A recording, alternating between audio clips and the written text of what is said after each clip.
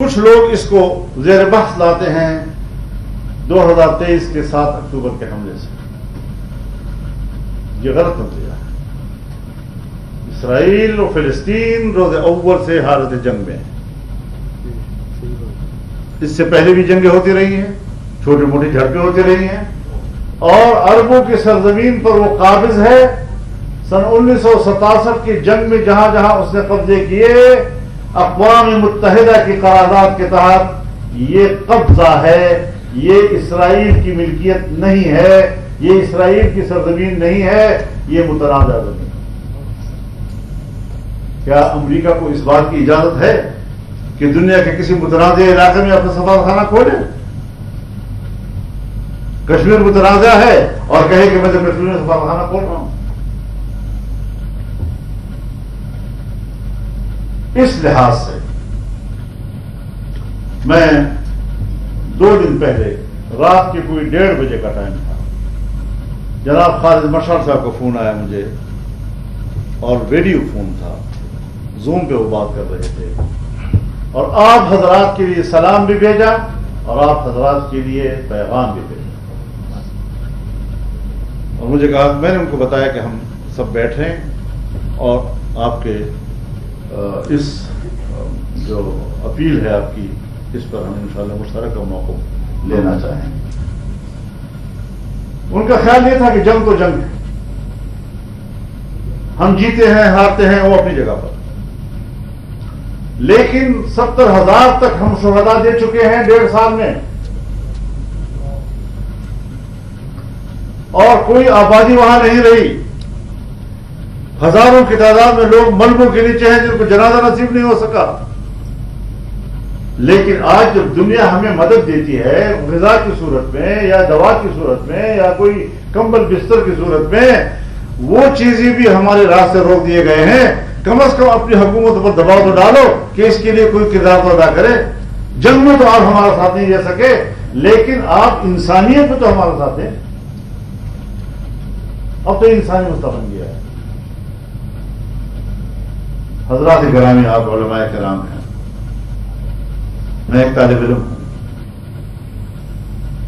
فلسطین پر ہمارا موقف آج کا نہیں, جیسے میرے دوستوں نے بھی کہا کہ یہ پاکستان کے اول دن کا موقف, اسرائیل کے پہلے دن کا موقف اور پاکستان کے پہلے دن کا موقف. اس کو پہلے جان لینا چاہیے کہ اسرائیل کے پہلے صدر نے اسرائیل کی خارجہ پالیسی کی اساس بیان کرتے ہوئے کہا کہ ہماری خارجہ پالیسی کے اساس میں یہ بات شامل ہوگی کہ دنیا کے نقشے پر ایک نوزائیدہ مسلم ریاست کا خاتمہ یہ ہماری خارجی پالیسی کا حصہ ہوگا.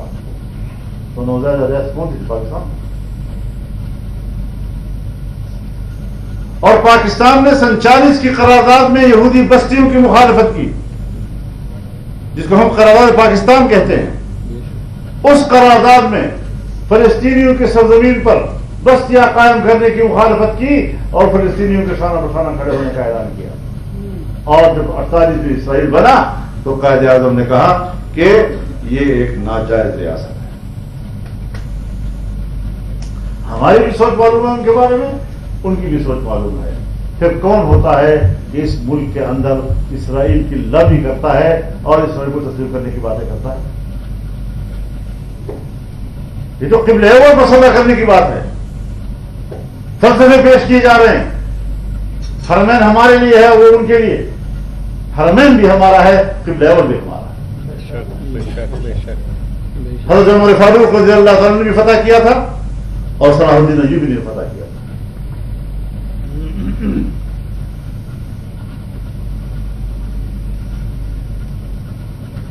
یہ ہماری تاریخ ہے. قبلہ اول آج ان کے قبضے میں ہے. اس کی آزادی پورے مسلمان امت پر فرض ہے. اور آج کے حالات میں جب یہ فلسطینیوں پہ گزر رہی ہے تو ایک اسلامی برادری کے ناطے جناب رسول اللہ صلی اللہ علیہ وسلم نے فرمایا, المسلم اخو المسلم لا يظلمه ولا يسلمه ولا يحقره ولا يخذله. مسلمان کا بھائی ہے، نہ اس پر خود ظلم کرتا ہے، نہ کسی کو ظلم کی سپورٹ کرتا ہے، نہ اس کو رسوا کرتا ہے اور نہ اس کی بے توقیری کرتا ہے. آج کے اس وقت ان مسلمان بھائیوں کا ہمارے اوپر ہے. اگر اس کا جواب ایران نے دیا ہے ہم خیر مقدم کرتے ہیں. اگر اس نے ایران پر حملہ کیا ہے ہم ایران کا شانہ بشانہ کریں گے. اسلامی برادری کا نام. جس طرح انڈیا کے مقابلے میں ایران پاکستان کے ساتھ کھڑا رہا تو ہمارا بھی حق ہے کہ ہم اس وقت اسرائیل کے مقابلے میں اگر وہ مقاومت کرتا ہے تو ہم اس کی مکمل ساتھ رکھیں. لیکن اس کا یہ مطلب نہیں کہ ہم حرمین شریفین سے بے نیاز ہیں یا اسے صرف نظر کر رہے ہیں. ہم حرمین کی جنگ بھی اس سے کہیں زیادہ بڑھ کر پوری وحدت امت کے ساتھ لڑیں گے. جس طرح تدریجی طور پر پاکستان مسئلہ کشمیر سے پیچھے آتا رہا ہے وہ سب کچھ میری آنکھوں کے سامنے ہوتا رہا ہے.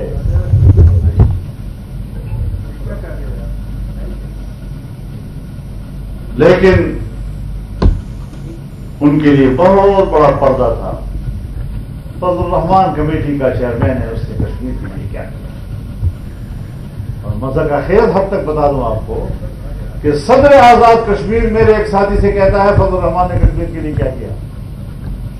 بابا تم صدر آزاد کشمیر ہو، اپنے سے سوال کر لو. کمیٹی کیا چیز ہوتی ہے؟ ایک سفارشی قسم کی حیثیت ہے اس کی، لیکن پتہ چلتا ہے کہ کیا ہوگا.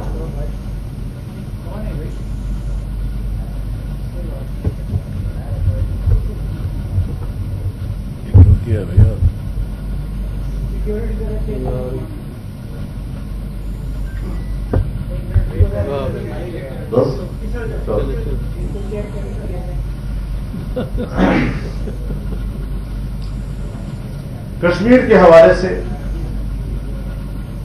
ہمارا ایک ریاستی موقف ہے. ریاستی موقف بڑا واضح اور غیر مبہم ہوا کرتا ہے. کوئی اسے اتفاق کرے، کوئی اسے اختلاف کرے، لیکن ریاست اپنے موقف میں کبھی ایک ذرہ برابر ابہام نہیں چھوڑتا. اور ہم سلامتی کونسل کی قراردادوں کے مطابق مسئلہ کشمیر کے حل کا موقف رکھتے تھے.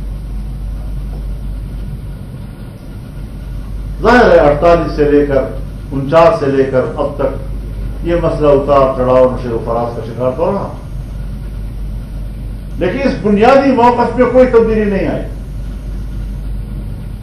یہاں سے کس طاقت نے کس کی شرح پر یہ نظریہ پیش کیا گیا کہ مسئلہ کشمیر اس کو 3 حصوں میں تقسیم کر دیا جائے. کشمیر کو جنرل مشرف نے کس بنیاد پر یہ کہا کہ اقوام متحدہ کے قراردادوں سے انحراف کیا جا سکتا ہے؟ ہر چند وہ مارشل ایڈمنسٹریٹر تھا، ہر چند وہ ملک کا صدر مملکت تھا، لیکن ریاست کے موقف سے اس طرح انحراف کی اجازت کسی کو بھی نہیں ہوا کرتی. ہم نے یہ ساری باتیں کھل کر کی اور بالآخر ہم نے وہ حالات بنائے جب پورے کشمیر جہاد کونسل کو بلا کر ایک انگلی کے اشارے سے کہا گیا کہ خبردار اگر آج کے بعد تم نے کشمیر کی طرف آنکھ پھیرنے کی بھی کوشش. باقاعدہ ریاستی طور پر ان کو آگاہ کیا گیا. اگر ان افراد میں سے کوئی یہاں موجود ہوگا تو یقیناً گواہی دے گا. اور جب ہندوستان نے آرٹیکل 370 کا خاتمہ کیا، قانون نمبر 85 کا خاتمہ کیا، کشمیر کے خصوصی اسٹیٹس کا خاتمہ کیا، تو ہمیں اسمبلی کے اندر قرارداد میں یہ لفظ ڈالنے کی بھی اجازت نہیں دی گئی کہ آرٹیکل 370 کا ذکر کیا جا سکے. ہم بتائیں ہم پردے کے اوپر سے کیا کر رہے ہیں اور پردے کے نیچے کیا کر رہے ہیں؟ کیا آپ اس دو رخی میں کسی کشمیری کا اعتماد برقرار رکھ سکتے ہیں؟ چنانچہ ایک ایسا موقف جس کا کہ تقسیم ہند سے کوئی تعلق نہیں،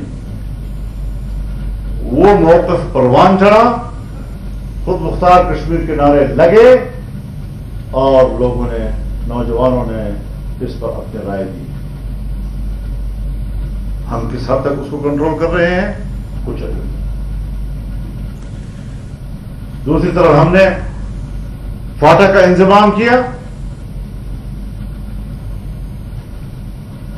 اور شاید مجھ سے اتفاق نہ کریں، لیکن ہم علاوہ جل بصیرت سمجھ رہے تھے کہ جو کچھ ہو رہا ہے غلط ہو رہا ہے۔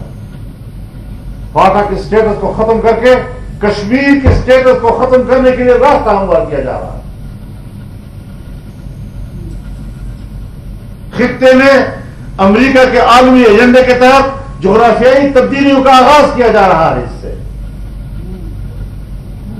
سب کچھ کہنے کے باوجود نہیں سنے گے۔